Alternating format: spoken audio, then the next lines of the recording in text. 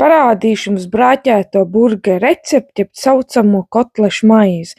Nepieciešami ir maizīte, kotletes, marinēti gurķīši, man ir tāda garenša šķēlītēs, un salātu lapas, bet jūs var likt jau kādas dārzeņas klāt, kāds jūs vēlaties. Pārgriežam maizīti, liekam iekšā kotleti, pa virsu kotletē liekam marinētās gurķu šķēlītes un salātus. Un mērcīts jūs var likt, kāds jūs vēlaties. Kotlešu maize. Eb arī super ātrais, vienkāršotais burgeru versija. Es nelieku nekāds mērķis iekšā, man negaršo personīgs. Bet, kas grib, tie var likt iekšā, ko viņi tik vēlās.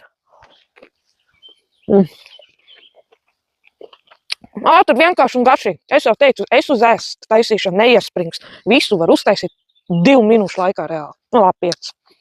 Labi apetīti visiem.